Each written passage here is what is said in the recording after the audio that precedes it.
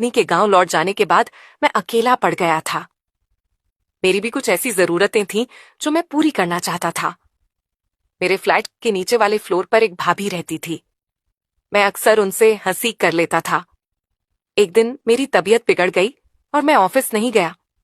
मैंने सोचा भाभी के पास जाकर टाइम पास कर लेता हूं। उनसे बात करूंगा तो अकेला भी नहीं लगेगा और घर की याद भी नहीं आएगी। मैं उनके घर गया तो भाभी चाय बनाने लगी और जैसे ही वह चाय का कप देने के लिए झुकी तो उनका पल्लू गिर और उनके उभार का ज्यादातर भाग मेरी आंखों के सामने आ गया। मैं बेकाबू हो गया और उनके दोनों संतरों को। हेलो दोस्तों, आज की इस रोमांचक कहानी में आप सभी का स्वागत है। मेरा नाम विशाल है। मेरी उम्र 30 साल है और मैं एक शादीशुदा आदमी हूं। मेरे 2 बच्चे भी हैं और मैं उनसे बहुत प्यार करता हूं। मैं झारखंड के एक छोटे से गांव का रहने वाला हूं, लेकिन पिछले 10 साल से मैं बिहार में रहकर जॉब करता हूं। मैं एक बहुत ही शर्मीला किस्म का इंसान हूं, इसीलिए मुझे लड़कियों से बात करने में भी शर्म आती है। शादी से पहले भी मैंने किसी लड़की से बात नहीं की थी। एक बार मेरे दोस्त की चचेरी बहन ने मुझसे बात करने की कोशिश भी की थी, तो मैंने ही उसे मना कर दिया था। मेरा मन तो बहुत करता था, लेकिन मैं किसी भी लड़की से कुछ बोल नहीं पाता था। हालांकि मैं आपको यह बता दूं कि मेरी दिलचस्पी शुरू से ही लड़कियों से ज्यादा भाभियों में रही थी। यह उस समय की बात है जब मैं बिहार में किराए के मकान में अपने पूरे परिवार के साथ रहता था। शुरू में हमारे घर की माली हालत काफी अच्छी थी, क्योंकि मैं अच्छे पैसे कमा लेता था। लेकिन फिर धीरे धीरे हमारे घर के हालात बिगड़ते गए। दरअसल हुआ यह था कि मेरी मां की तबीयत बहुत ज्यादा खराब हो गई थी। मेरी मां गांव में ही रहती थी। जब उनकी तबीयत ज्यादा खराब हुई तो मुझे अपने पूरे परिवार के साथ गांव वापस लौटना पड़ा। हम थोड़े दिन गांव में ही रहे और मां की सेवा की। जब मां की तबीयत में सुधार आने लगा तो मैं अपने पूरे परिवार को छोड़कर वापस बिहार आ गया। लेकिन इस बार मैं अकेले ही आया था। मैं अपनी पत्नी और अपने बच्चों को साथ नहीं लाया था। पत्नी के साथ न होने की वजह से मेरी कुछ जरूरतें अधूरी सी रहती थीं। अब मैं सोचता था कि काश मुझे कोई ऐसा मिल जाए जो मेरी जरूरतें पूरी कर सके। पर मैं इतना शर्मीला था कि किसी से बात करने में भी मुझे बहुत शर्म आती थी। मैं आपको अपनी एक खासियत और बता दूं कि मेरे परिवार की हर एक भाभी से मेरी बहुत अच्छी बनती है। मैं जिस फ्लैट में रहता था उसी फ्लोर के नीचे एक भाई साहब अपने परिवार के साथ रहते थे। उनके परिवार में उनकी पत्नी और 2 बेटियां थीं। मेरी उन लोगों से कभी कभी हाय हेलो हो जाती थी। जब मुझे वहां रहते रहते 6 महीने से ज्यादा हो गए तो उन लोगों के साथ मेरे घरेलू संबंध हो गए थे। हम कभी कभी साथ मिलकर लंच और डिनर किया करते थे और कभी कभी साथ में घूमने भी जाया करते थे। भाई साहब मुझ पर बहुत भरोसा करने लगे थे और वैसे भी मैं एक भरोसे वाला इंसान हूं। मैं किसी को धोखा नहीं देता हूं।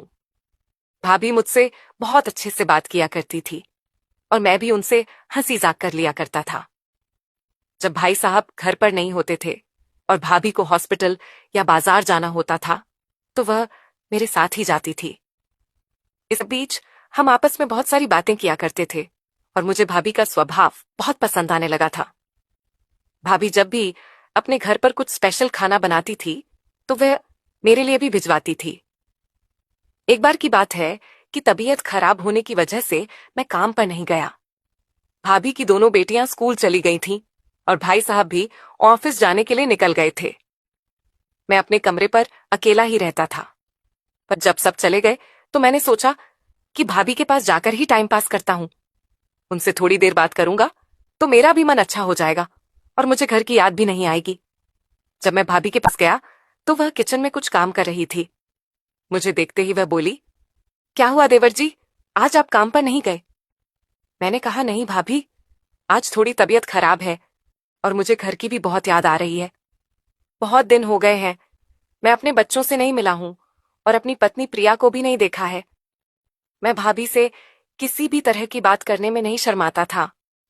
इसीलिए मैंने उनसे कहा, भाभी, आपको तो पता ही है कि हर आदमी की एक जरूरत होती है, और मेरी पत्नी भी बहुत दिनों से मेरे पास नहीं है।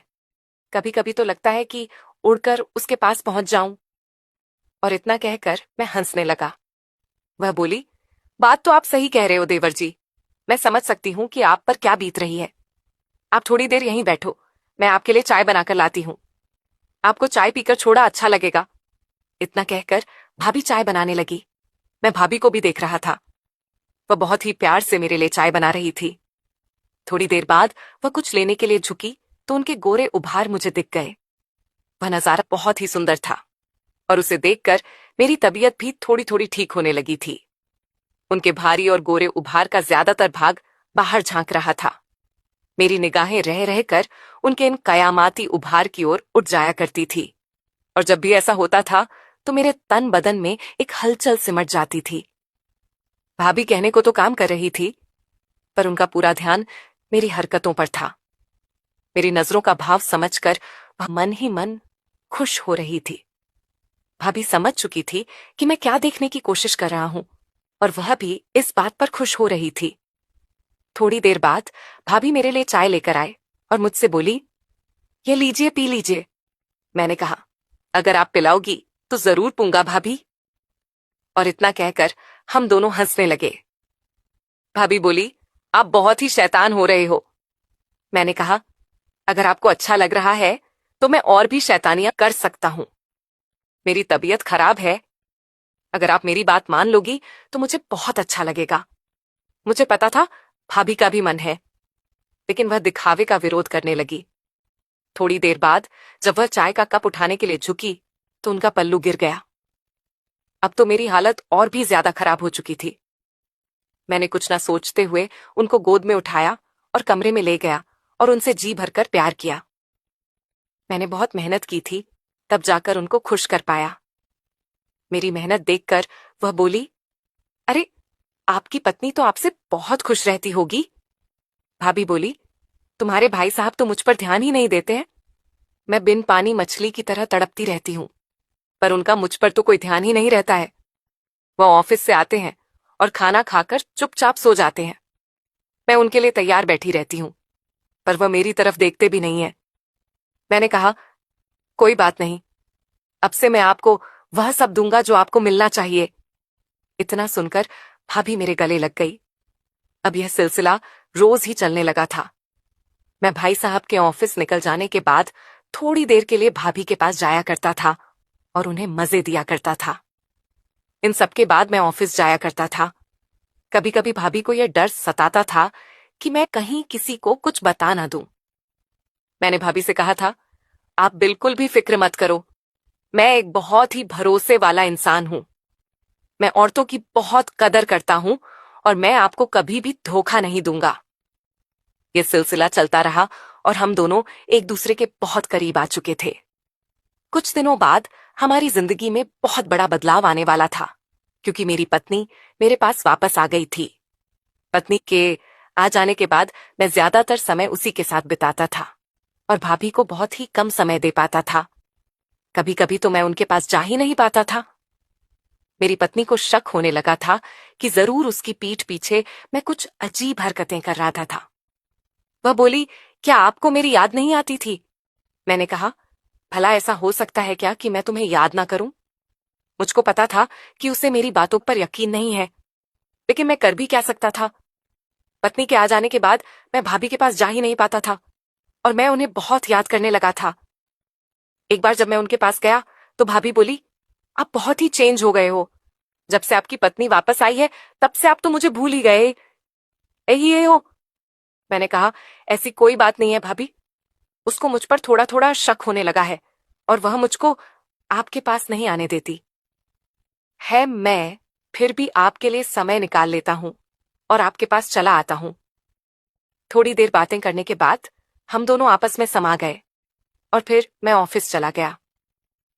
कुछ दिनों बाद मेरी पत्नी को मेरी शर्ट पर लिपस्टिक के निशान मिले। अब तो उसका शक यकीन में बदल चुका था। जो बोली, मुझे पहले से ही पता था कि तुम्हारा उस चुड़ैल के साथ चक्कर चल रहा है। मैं अभी जाकर सब कुछ भाई साहब को बता दूंगी और तुम दोनों का पर्दाफाश कर दूंगी। मैंने कहा, प्लीज तुम ऐसा कुछ भी मत करो। मैं आप कभी भी उनसे बात नहीं करूंगा। वह इतना गुस्से में थी कि रोने लगी और बोली, मैं गांव में आपकी माताजी की सेवा करने में लगी हुई थी, आपके बच्चों को पालने में लगी हुई थी, और आप इधर मुझे धोखा दे रहे थे। क्या आपको शर्म नहीं आती? क्या यह जरूरतें हैं आपके लिए? इतनी ज्यादा जरूरी है कि आप अपनी पत्नी को धोखा दे दोगे? अरे अगर मैं इतने दिनों तक आपके बिना रह सकती हूं तो आप क्यों नहीं रह पा रहे थे? आपने मेरे बारे में एक बार भी नहीं सोचा, अपने बच्चों के बारे में एक बार भी नहीं सोचा। अगर फिर भी आपको उस औरत से इतना ही प्यार है तो आप मुझसे कह दीजिए।